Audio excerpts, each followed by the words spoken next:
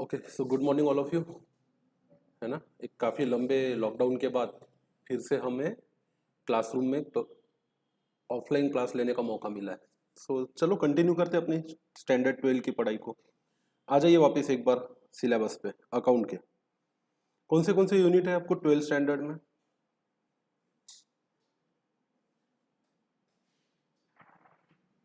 You have to come to page number 9 index पे। Introduction to partnership and partnership final account. I guess कि ये topic हमने cover कर लिया है, समझ में आया है पार्टनरशिप के फाइनल अकाउंट कैसे बनाते हैं। इसके बाद पार्टनरशिप से जुड़े हुए 3 और यूनिट्स है, 4 और यूनिट्स है एक्चुअली, जिसमें आता है एक एडमिशन ऑफ अ पार्टनर, फिर आता है retirement of a partner, death of a partner और dissolution of a partnership firm. एक बार आपने पार्टनरशिप फर्म बना ली तो अगर सब कुछ सही चलता रहा, ए बी सी 3 पार्टनर है ना, इफ एवरीथिंग गोज राइट आपको हर साल उसका फाइनल अकाउंट बनाते रहना है without any doing any extra work. जैसे कि हम अक्सर नॉर्मल केस में क्या बनाते हैं, फाइनल अकाउंट बनाते हैं। सिर्फ थोड़ा बहुत फर्क है सोल प्रोप्राइटर के फाइनल अकाउंट में और किसके, पार्टनरशिप के फाइनल अकाउंट में, वो फर्क आपको ध्यान में रखना है। फिर क्या होता है कि सम टाइम रिकंस्टिट्यूशन होता है पार्टनरशिप का, there comes the changes in partnership. The change can be ABC are 3 partner, we admitted a new partner say D. तो बीच में से कोई नया इंसान आ रहा है तो उसके लिए कुछ पर्टिकुलर एडजस्टमेंट तो करनी पड़ेगी। वो आएगा, अपना कैपिटल लाएगा और अपनी फर्म में क्या बनेगा, पार्टनर बनेगा। Still we need to make a changes in our books of account and some particular ratio things, वो पढ़ेंगे अपन उसमें। अब ये भी हो सकता है कि A B C D 4 partner है, अब उसमें से ए काफी सीनियर हो चुके हैं, उनकी एज हो चुकी है, या फिर उनका दिल नहीं लग रहा है इस पार्टनरशिप में, तो हो सकता है कि वो ये प्रपोजल रखे कि मैं अब इस पार्टनरशिप में कंटिन्यू नहीं करना चाहता, तो ही मे गेट रिटायर। तो वो जाएंगे तो अपना साथ अपना हिसाब पैसा प्रॉफिट सब लेके भी जाएंगे, उसका हमें हिसाब करना पड़ेगा। अनफॉर्चुनेटली ये भी हो सकता है कि किसी पार्टनर की सडन क्या हो जाए, डेथ हो जाए। अब जो जिसकी डेथ हो गई है उस पर्टिकुलर पार्टनर के हिस्से का हिसाब करके उसे उसका शेयर तो हमें देना पड़ेगा कि नहीं देना पड़ेगा। और ये भी तो संभव है ना कि बाद में सब पार्टनर लोगों की नहीं बनी आपस में, या बिजनेस नहीं चल रहा, या बिजनेस में प्रॉफिट नहीं हो रहा, कई सारे कारण हो सकते हैं। एंड दे अनोनिमसली एक होके उन्होंने डिसाइड किया बंद करो ये सब बिजनेस को। अब जैसे बिजनेस स्टार्ट करना एक एंट्री के साथ स्टार्ट होता है, वैसे बिजनेस को बंद करने की भी क्या होनी चाहिए, एंट्रियां होनी चाहिए। उसके बाद आज जो हमें यूनिट स्टार्ट करना है वो है हमारा बिल्स ऑफ एक्सचेंज। ये लगभग हर तरह के चैप्टर में आपको यूजफुल रहेगा, इसलिए इसको पढ़ लेना है।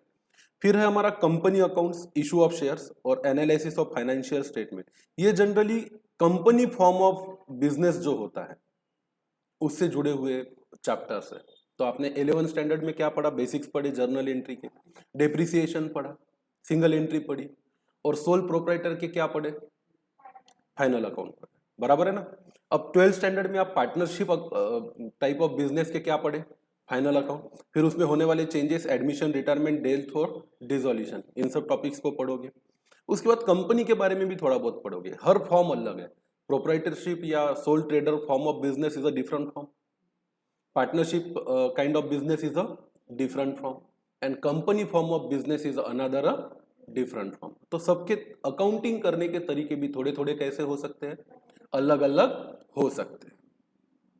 उसके बाद कंप्यूटर इन अकाउंटिंग, अगर आपको फ्यूचरिस्टिक रहना है तो ये जो मैनुअल अकाउंटिंग कर रहे हो इससे आगे निकल के आपको कंप्यूटराइज अकाउंटिंग भी सीखनी पड़ेगी, क्योंकि आज का दौर मैनुअल अकाउंटिंग का है ही नहीं। ज्यादातर अकाउंटिंग कैसे होती है, कंप्यूटराइज ही होती है। तो उसके बारे में भी हमें करना है, मतलब ज्यादातर हम इसको कंप्यूटराइज अकाउंटिंग क्या होती है और एक सॉफ्टवेयर के बारे में पढ़ेंगे जिसका नाम क्या है, टैली। तो आइए आज यूनिट स्टार्ट करते हैं, यूनिट नंबर 7 जो कि है बिल्स ऑफ एक्सचेंज। तो अपने कॉपी में सबसे पहले हेडिंग देंगे आप सब लोग,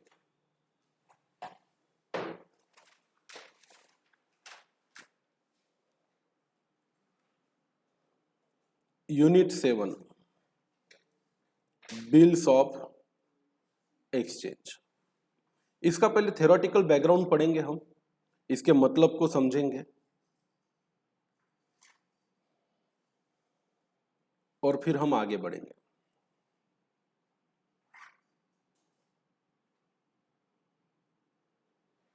चलिए,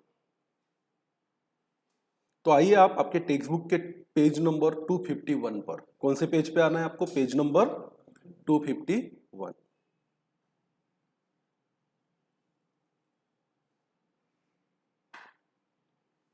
क्या लिखा है देखो, इंट्रोडक्शन से पढ़ेंगे एकदम आराम से, कोई घाई नहीं, कोई गड़बड़ नहीं। जितना प्रैक्टिकल क्वेश्चन इसके इंपॉर्टेंट है उतने ही थ्योरेटिकल क्वेश्चन के आंसर भी आपको करते आने चाहिए। और जब तक थ्योरेटिकल बैकग्राउंड क्लियर नहीं रहेगा, you will not be able to solve the practical questions. आइए क्या लिखा है देखते हैं। The ability of a customer to obtain goods or services before payment based on trust, मुझे बताइए, जब एक व्यक्ति बिजनेस करता है तो इसमें दो लोग इन्वॉल्व होते हैं, एक होता है बायर और एक होता है क्या? सेलर। सेलर अपनी सेलिंग जो है गुड्स की हो या सर्विसेज की हो, दो टर्म्स पे करता है, एक कैश पे और एक क्रेडिट पे। मतलब माल बेचते वक्त माल या तो कैश में बेचा जा सकता है या तो क्रेडिट पे। अब कौन किसको क्रेडिट पे बेचेगा, उधारी पे किसको दिया जाए अपना माल, ये किस पे बेस्ड करता है? ट्रस्ट पे।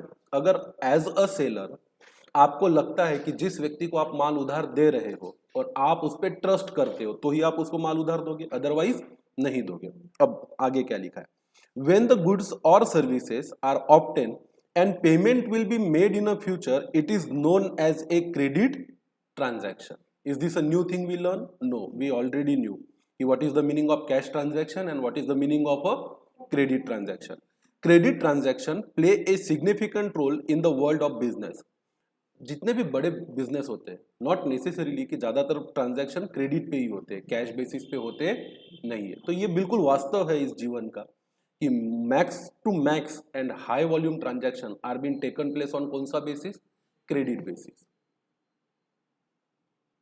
Credit motivates the customer to increase the amount of their spending. ये है कि अगर कोई seller, as a seller, if you are a businessman, अगर आप ये स्ट्रिक्ट पॉलिसी रखते हो कि मेरा जो सेल है वो कैश में ही होना चाहिए, तो कहीं ना कहीं आपके बायर को थोड़ा सा डिमोटिवेशन होता है, क्योंकि कैश बजट सबका लिमिटेड होता है। स्पेंडिंग कैपेसिटी जो होती है, जो कैश में स्पेंड करना है, वो लिमिटेड होता है, तो आपका माल भी लिमिटेड ही बिकेगा। If you want to increase और grow your sale, you will have to sell on a credit basis. तो उससे बायर भी तो मोटिवेट होता है, उसको भी लगता है कि चलो मुझे एक्चुअली में 10 चीजों की जरूरत है, 10 यूनिट्स की। आज मैं कैश में 5 खरीद सकता हूं, पर अगर क्रेडिट में मिला तो I will buy all the 10 units.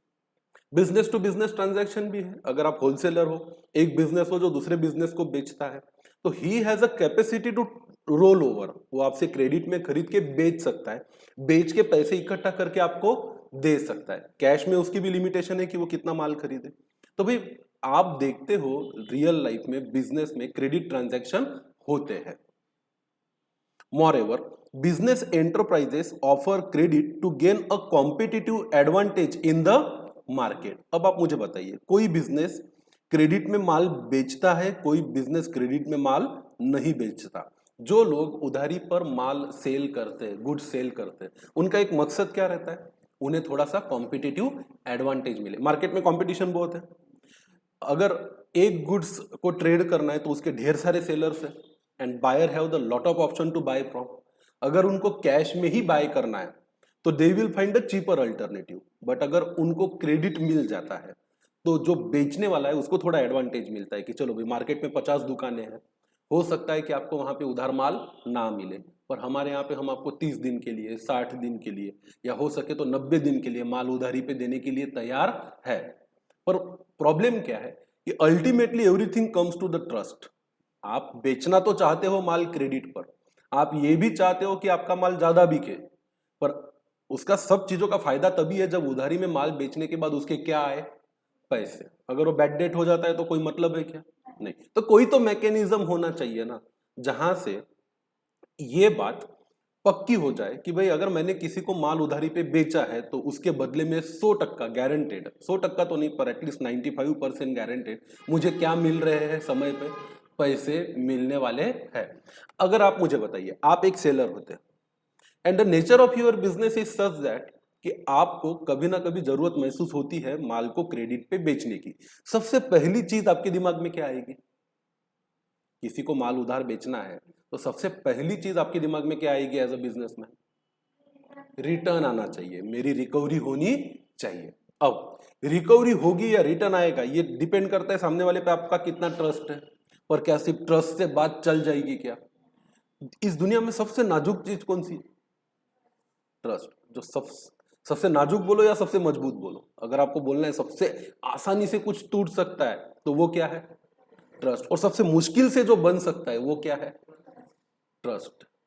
तो trust is a most valuable and most important thing in the market. ये दुनिया पूरी किस पे चलती है बेटा? ट्रस्ट पे। तो क्या सिर्फ ट्रस्ट है किसी पे इसलिए आप उसको उधार दे दोगे क्या? नहीं, व्यवहारिक होना भी जरूरी है। क्या लिखा है आगे देखो। To balance the potential for increased sale with the risk of decreased cash flow and large outstanding of debt, the seller requires some sort of commitment or promise from the customer that he would be paid the amount for goods due from him on a particular date in future. अगर आप एक seller हो और आप चाहते हो कि मेरा सेल इंक्रीज हो, हर सेलर चाहता है कि उसका क्या बढ़े मार्केट में, बिजनेस में सेल बढ़े, with the risk of decreased cash flow. भाई सीधी सी बात है, माल क्रेडिट पे बेचोगे तो आज के आज तो आपको पैसा मिलने वाला नहीं है, तो आप एक रिस्क भी ले रहे हो ना उधारी पे माल बेचकर, कि माल तो आपका जा रहा है पर आज के आज आपके पास पैसे आ रहे हैं क्या? नहीं। And the large outstanding debts, माल जितना ज्यादा उधारी पे बेचोगे आपके सन्ड्री डेटर का वॉल्यूम और अमाउंट उतना ही क्या होता चला जाएगा? बढ़ता चला जाएगा। तो एज अ सेलर आप बहुत कुछ कर रहे हो अपने आप में, अपने बिजनेस में। आप क्या कर रहे हो? अपना सेल बढ़ाने के लिए आज कम कैश एक्सेप्ट कर रहे हो, तो आपने एक रिस्क ली कि मेरे पास कैश ना आते हुए भी मैं आपको क्या सेल कर रहा हूँ? गुड्स सेल कर रहा हूँ। साथ में मेरे जो आउटस्टैंडिंग डेट्स है, डेटर का वॉल्यूम है, वो भी क्या होता जा रहा है? बढ़ता जा रहा है। The seller require some sort of commitment और प्रॉमिस। सबसे इंपॉर्टेंट वर्ड इस चैप्टर का क्या? कमिटमेंट और प्रॉमिस। एज अ सेलर आपको किसी एक प्रकार का कुछ ना कुछ कमिटमेंट चाहिए, एक प्रॉमिस चाहिए from the customer that he would pay the amount of goods due from he on a particular date in future. तो ये दो कीवर्ड बड़े इंपॉर्टेंट है कि आपको आपके डेटर से एक कमिटमेंट चाहिए, एक प्रॉमिस चाहिए कि वो फ्यूचर पर्टिकुलर डेट पे आपको क्या पे करेगा? पैसा। अब ये कमिटमेंट, ये प्रॉमिस ओरल हो सकता है, ये कमिटमेंट और ये promise in the form of post dated cheque हो सकता है। क्या मतलब होता है पोस्ट डेटेड चेक का? चेक आज दूंगा, सिर्फ उस पर तारीख 1 महीने बाद की, 2 महीने बाद की या 3 महीने बाद की रहेगी। क्या दिक्कत है पोस्ट डेटेड चेक लेकर व्यवहार करने में? बाउंस होने का रिस्क है। वो आपको चेक आज दे रहा है, इसका मतलब है कि कोई गारंटी है कि उसके अकाउंट में आज पैसा है? वो आपको 1 महीने बाद की तारीख डालकर चेक दे रहा है, कोई इसकी गारंटी है क्या कि 1 महीने बाद उसके बैंक अकाउंट में इनफ बैलेंस होगा और उसका चेक बाउंस नहीं होगा? है क्या कोई गारंटी? नहीं है ना। तो रिस्क तो है चेक लेने में। फिर कुछ ऐसा इंस्ट्रूमेंट होना चाहिए। क्या वर्ड यूज कर रहा हूं मैं? इंस्ट्रूमेंट। चेक एक इंस्ट्रूमेंट है। चेक एक क्या है? इंस्ट्रूमेंट है जो उधारी पे माल बेचने वाले लोगों को कुछ प्रतिशत, कुछ हद तक एक सिक्योरिटी देता है कि एक फ्यूचर पर्टिकुलर डेट पे मुझे मेरे क्या मिलने वाले हैं? पैसे मिलने वाले हैं। बट इसमें भी अपनी क्या है? एक risk. To avoid any conflict और misunderstanding about payment, instrument of credit, क्या वर्ड यूज हुआ है? Instrument of credit, like bills of exchange and promissory notes are issued. तो जैसे चेक एक इंस्ट्रूमेंट ऑफ क्रेडिट है, चेक क्या है? एक इंस्ट्रूमेंट ऑफ क्रेडिट है, एक ऐसा माध्यम है। इंस्ट्रूमेंट का मतलब यहां पे क्या होगा? माध्यम, जरिया। कोई ऐसी चीज है, कोई ऐसी वस्तु है जिस पर ट्रस्ट करके या जिस पे आधारित या जिस पे निर्भर होके आप क्रेडिट में क्या कर सकते हो? ट्रांजैक्शन कर सकते हो। सिर्फ उसमें कुछ ड्रॉबैक्स है, कुछ कमियां हैं, इसलिए एक मॉडर्न, नया और ज्यादा अच्छा क्रेडिट इंस्ट्रूमेंट मार्केट में, फाइनेंशियल मार्केट में, क्रेडिट मार्केट में काम करता है। उसका नाम है bills of exchange and promissory notes. थोड़ा सा फर्क है बिल्स ऑफ एक्सचेंज में और किसमें? Promissory notes. अब प्रोमिसरी नोट से तो थोड़ा बहुत तो आइडिया आपको आ गया है। एक नोट है, एक चिट्ठी है, एक लिखित दस्तावेज है, एक रिटर्न डॉक्यूमेंट है, जिस पे जो आपका बायर है, जो आपका डेटर है, वो आपको एक प्रॉमिस लिख कर दे रहा है कि इस पर्टिकुलर फ्यूचर डेट पे मैं आपको 1 लाख रुपए देने का क्या करता हूं, वचन देता हूं या प्रॉमिस करता हूं। अब उसने अगर इतने स्पष्ट शब्दों में लिखा है कि भाई मैं आपको 1 लाख रुपया 1 महीने बाद देने का क्या करता हूं, वादा करता हूं, तो कहीं ना कहीं वो एक ज्यादा स्ट्रॉन्ग क्रेडिट इंस्ट्रूमेंट बन जाता है, जहां पे स्पष्ट शब्दों में आपके डेटर ने आपको क्या लिख के दिया है, प्रॉमिस लिख के दिया है कि मैं पैसा देने का क्या करता हूं, वादा करता हूं।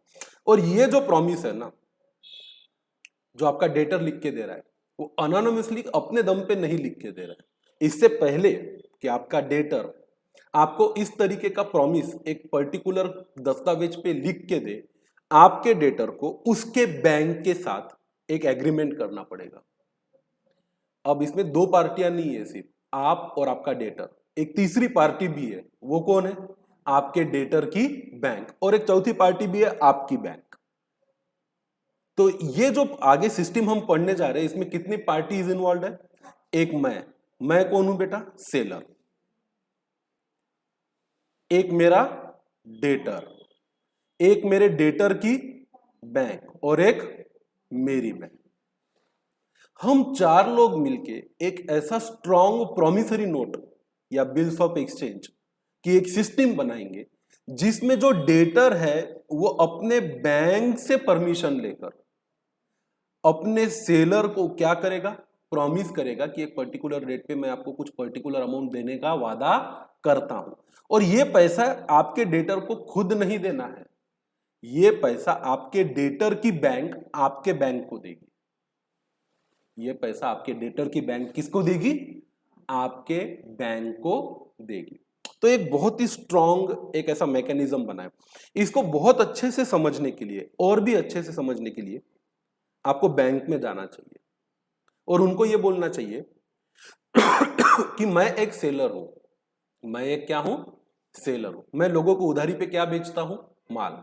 और उधारी पे माल बेचने के बाद मैं उनसे ओरल कमिटमेंट नहीं लेना चाहता, मैं उनसे चेक भी नहीं लेना चाहता, क्योंकि ये दो एक वीक इंस्ट्रूमेंट्स है। इसको अगर कोई ब्रीच करता है, अगर चेक को हॉनर नहीं करता है या दिया हुए शब्द को पालन नहीं करता है, तो मेरा पैसा डूब सकता है। मुझे चाहिए एक ऐसा मैकेनिज्म। आप सेलर हो, आप अपने बैंक के पास जाइए और उनको बोलिए मुझे चाहिए एक ऐसा मैकेनिज्म, एक ऐसा सिस्टम, जहां पर अगर मैंने किसी को उधारी पे माल बेचा है तो मेरे पैसे आने की संभावनाएं ज्यादा होनी चाहिए और समय पे आने की संभावनाएं ज्यादा होनी चाहिए। तो आपका बैंक आपको क्या बोलेगा पता है? एक काम करिए, आप जिसको भी माल उधारी पे बेचते हो उससे ओरल कमिटमेंट मत लीजिए, क्योंकि आप लेना नहीं चाहते। उससे चेक भी मत लीजिए, क्योंकि आप वो लेना नहीं चाहते, उसमें बाउंस होने की चांसेस थोड़े से ज्यादा है। तो ऐसे वक्त में आप क्या कर सकते हो? आपका बैंक जो है वो आपको ये बोलेगा कि सर आप एक काम करिए, आपका जो डेटर है ना, आप आपके डेटर को ये बोलिए कि मुझे चेक देने की बजाय एक बिल ऑफ एक्सचेंज दे, या क्या दे? प्रॉमिसरी नोट्स दे। ऐसा आप आपके डेटर से बात करो। तो आपको आपके डेटर को बोलना चाहिए कि मैंने तो आपको उधारी पे माल बेचा है, इसके बदले में मुझे आपसे ओरल कमिटमेंट और चेक नहीं चाहिए, बल्कि क्या चाहिए? एक प्रॉमिसरी नोट चाहिए, या क्या चाहिए? एक बिल्स ऑफ एक्सचेंज। तो आपका जो डेटर है ना, वो अपने रफ पेज पे या स्टैम्प पेपर पे आपको लिख के देगा, तो ये बात आपको मंजूर नहीं होगी। आपके डेटर को उसके किसके पास जाना पड़ेगा? बैंक के पास। आपका डेटर जो है वो अपनी बैंक को बोलेगा कि सुनो, मेरा जो क्रेडिटर है, मेरा जो सेलर है, जिससे मैं उधारी पे क्या खरीदता हूं? माल खरीदता हूं, वो मुझसे एक रिटर्न प्रॉमिस मांग रहा है, एक प्रॉमिसरी नोट्स मांग रहा है, और वो चाहता है कि मैं एक बिल ऑफ एक्सचेंज एक्सेप्ट करके दूं, वादा लिख के दूं कि मैं आपको एक फ्यूचर डेट पे, एक future particular amount future date पे क्या करूंगा? पे करूंगा। क्या एज अ बैंकर, मेरी बैंक के तौर पे आप मुझे कोई सहायता कर सकते हो? तो आपके डेटर की बैंक उसको क्या बोलेगी? डोंट वरी, हम आपके लिए एक ऐसी सिस्टम बनवाई है हमने, जिसका नाम है, हम बोलते हैं जिसे बिल्स ऑफ एक्सचेंज, या क्या? Promissory note. तो हम आपको कुछ दस्तावेज देंगे। उस दस्तावेज आपके पहले क्रेडिट एबिलिटी को हम जज करेंगे, बैंक करेगा कि इस इंसान की कितनी औकात है कि अगर ये वादा करता है तो कितना वादा निभा सकता है। तो बैंक ने उसको बोल दिया चलिए आप किसी को 5 लाख रुपए तक का प्रॉमिस दे सकते हो कि हम एक पर्टिकुलर डेट पे आपको पेमेंट करेंगे। अब ये 5 लाख रुपए किसने तय किए? आपके डेटर के बैंक ने। किस आधार पे तय किए? उसकी हैसियत के हिसाब से। सिंपल भाषा में, अगर उसकी हैसियत 5 करोड़ की है तो बैंक उसको कितने का लिमिट देता? 5 करोड़ का। 50 करोड़ का होता तो कितने का देता? 50 करोड़ का। तो आपके डेटर की जो लिमिट है वो आपने ना तय करते हुए किसने तय किया? आपके बैंक ने। अब एक सिस्टम बन गया है। अब एक आप हो सेलर, आपका एक बायर है, आपका डेटर, आपकी एक बैंक है और एक आपके डेटर की बैंक है। अब ये सब लोग मिलके एक ऐसा मैकेनिज्म बनाएंगे जहां पर आपका डेटर आपको प्रॉमिस देगा और जिसको बैकिंग रहेगा उसके डेटर के बैंक का। वो प्रॉमिस जिस कागज पे लिखा है वो कागज आपके हाथ में रहेगा। तो आपको अधिकार मिला एक फ्यूचर डेट पे पैसे लेने का और आपके डेटर का कमिटमेंट है, लायबिलिटी, एक फ्यूचर डेट पे पैसा देने का।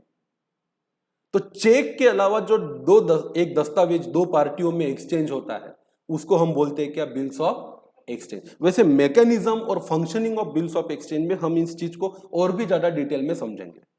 फॉर योर काइंड इंफॉर्मेशन मैं बस आपको बताने के लिए बता रहा हूं। जब मैं सीए क्वालिफाई हुआ था तो मैंने ज्वाइन किया था ICICI bank as a credit manager. तो मेरा काम हुआ करता था लोगों को लोन देना। लोन होता है, लोन दो प्रकार के होते हैं, एक होता है फंडेड और एक होता है नॉन फंडेड। फंडेड मतलब क्या? आपको मैंने लोन दिया 1 करोड़ रुपए का, तो मैं आज ही आपको 1 करोड़ रुपया कैश में दे दूंगा या आपके अकाउंट में डिपॉजिट करवा दूंगा, फिर जब आपकी मर्जी आप निकाल सकते। तो ये कौन से प्रकार का लोन हो गया? फंडेड लोन, जहां बैंक को कैश देना है, जिसने भी आपसे क्या लिया है? लोन दिया है। एक होता है नॉन फंडेड लोन, जहां आप लोन तो देते हो पर अभी के अभी कैश देने की जरूरत नहीं है, और उस नॉन फंडेड लोन का ये टाइप है जिसको हम बोलते हैं बिल्स ऑफ एक्सचेंज या क्या?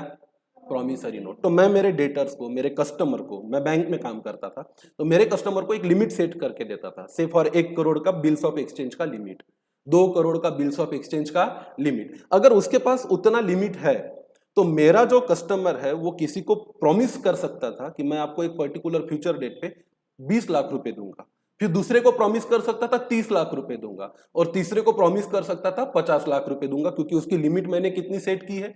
1 करोड़। और किस आधार पे सेट की है? कि उसकी कितनी हैसियत है। तो जाहिर सी बात है उससे मैंने मॉर्गेज भी लिया होगा, उसके पास उतनी प्रॉपर्टी होगी जो मैंने क्या करवा रखी है? अपने पास मॉर्गेज करवा रखी है या लिखवा के रखी है। Are you getting my point? तो चेक की तुलना में ये जो बिल्स ऑफ एक्सचेंज का mechanism within the customers, buyer seller, buyers bank and seller bank के भीतर काम करता है, ऐसे मैकेनिज्म को या क्रेडिट इंस्ट्रूमेंट को हम बोलते हैं क्या? Bills of exchange. अब इसका जो बैक एंड मैकेनिज्म है कि रियल लाइफ में ये वस्तु काम कैसे करती है, इसके लिए आपको रियल लाइफ में कहीं ना कहीं एंटर करना पड़ेगा। मोस्ट प्रोबेबली अपना बिजनेस करो और बैंक में जाओ एज अ बिजनेसमैन, और इन सब में प्रैक्टिकली इन्वॉल्व हो जाओ। कहीं आपको किसी से बिल्स ऑफ एक्सचेंज स्वीकार करने की अनुमति मिलेगी तो किसी को बिल्स ऑफ एक्सचेंज देने की अनुमति मिलेगी। You will be playing both role of a buyer also and role of a seller also. एक ये तरीका होता है कि अपना बिजनेस करो और इन्वॉल्व हो जाओ, या तो फिर कहीं जॉब कर लो। जहां आप जॉब करते हो, आपकी जो कंपनी है वो किसी ना किसी बैंक से ये फैसिलिटी ले रही है, या तो एज अ बायर ले रही है या तो एज अ सेलर ले, या तो बैंक में चले जाओ जॉब करने के लिए, वहां जाकर सीखो कि कैसे ये फैसिलिटी को प्रोवाइड किया जाता है, या तो फिर बहुत अच्छे से पढ़ के अपनी इमेजिनेशन को इस लेवल पे लेके जाओ कि at the age of 18-19 being a student of a 12th standard you should be able to visualise कि ये सब सिस्टम कैसे काम करता होगा। और कल्पना का जो विश्व है ना वो रियल विश्व से ज्यादा बड़ा है। इमेजिन करके अगर आप अपने आप को किसी एक पर्टिकुलर सिचुएशन पे लेकर जा सकते हो तो आप दुनिया देख सकते हो यहां बैठे बैठे वर्चुअली, और हर चीज सीख सकते हो, बतौर इसके कि आप अपना समय लो 5, 8, 10 साल और फिर रियल लाइफ में जाके इन सब चीजों को क्या करो? सीखो। हाँ, वहां जाके सीखने और देखने से जो कॉन्सेप्ट मजबूत होगा वो बेहतर होगा, पर यहाँ पर भी हम उतना बेहतर उस चीज को सीख सकते हैं किताबों के माध्यम से, लेक्चर के माध्यम से और पढ़ाई के माध्यम से। आइए क्या लिखा है। In India instrument of credit have been in use a long time and popularly known as a hundis. अब एक वर्ड यूज होता है इंडिया में जिसको क्या बोला जाता है? हुंडी। काफी सारे शब्द है, जैसे आपको आगे आगे हवाला एक शब्द सुनने मिलेगा, हवाला आपने सुना हो, मैं बताऊंगा कभी मौका आएगा तो। हवाला है, हुंडी है। वैसे तो इंटरनेशनल और इंग्लिश वर्ड्स जो है सिक्योरिटी के या गारंटी के, जहां पे क्रेडिट में दो लोग एक दूसरे के साथ क्या करते हैं, काम करते हैं, उनके इंग्लिश नेम कुछ अलग है, पर भारत में ये सिस्टम काफी पुराने समय से चल रहा है, जिसका नाम क्या था, हुंडी। हुंडी मतलब एक प्रकार की गारंटी। अब देखिए कल के लेक्चर में हम और कंटिन्यू करेंगे इन चीजों को लेकर कि क्या जरूरत है, नेसेसिटी है ऐसे एक मैकेनिज्म की, उसका मीनिंग क्या है। फिर हम पढ़ेंगे definition of bills of exchange and promissory note क्या होता है, इसका लीगल इम्प्लीकेशन क्या है, इसके फीचर्स क्या है, इसमें कौन कौन पार्टी होती है और उनके नाम क्या होते हैं, ड्रॉवर, ड्रॉवी, पेई, पेयर,